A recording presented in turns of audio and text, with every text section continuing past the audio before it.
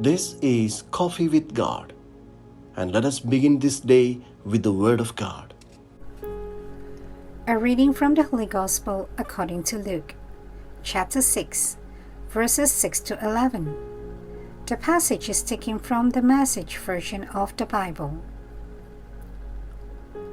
On another Sabbath, he went to the meeting place and taught. There was a man with a crippled right hand. The religious scholars and Pharisees had their eyes on Jesus to see if he could heal the man, hoping to catch him in a Sabbath violation. He knew what they were up to and spoke to the man with the crippled hand. "Get up and stand here before us." He did. Then Jesus addressed them. "Let me ask you something. What kind of action suits the Sabbath best? Doing good or doing evil? Helping people or leaving them helpless?" He looked around, looked each one in the eye. He said to the man, "Hold out your hand." He held it out. It was as good as new. They were beside themselves with anger and started plotting how they might get even with him. The Gospel of the Lord.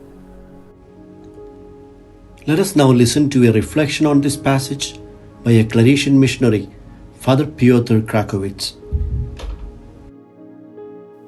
I ask you, is it lawful to do good on the Sabbath rather than to do evil?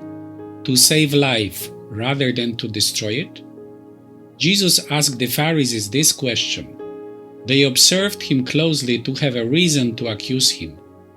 The question is phrased in such a way that healing that man with a withered hand means saving his life, but refraining from healing because it is the Sabbath would mean destroying his life.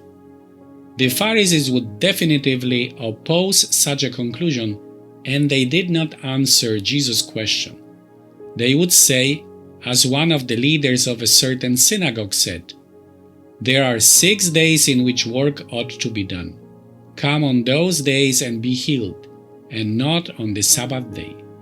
After all, it was not a case of emergency. Jesus could heal the man with a withered hand on the following day. The problem with such an argument is that Jesus did not perform any operation. He did not do anything that could be considered work. He did not even touch the man. He simply said, "Stretch out your hand." A spoken word that heals cannot be considered work. So why did the Pharisees get so furious? Because Jesus did what they could not do? Because he acted with such confidence and freedom? There was darkness at the beginning of the first creation, and so God said, "Let there be light." There was darkness on the first day of the new creation, but the light of Easter has dispelled that darkness. Finally, there is also darkness in the human heart, and so the church was sent to proclaim the light of the gospel. For God, who said, "Let light shine out of darkness," made his light shine in our hearts to give us the light of the knowledge of God's glory displayed in the face of Christ. The Sabbath cannot be an excuse to refrain ourselves from doing good. Jesus helps us to realize that every law should be made for men, for the good of every person.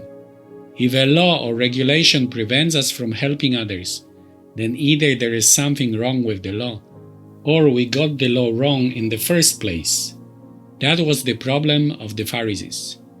Keeping the Sabbath was never intended to prevent the believers from helping others. The proper way of keeping the Sabbath is to do good and to save life.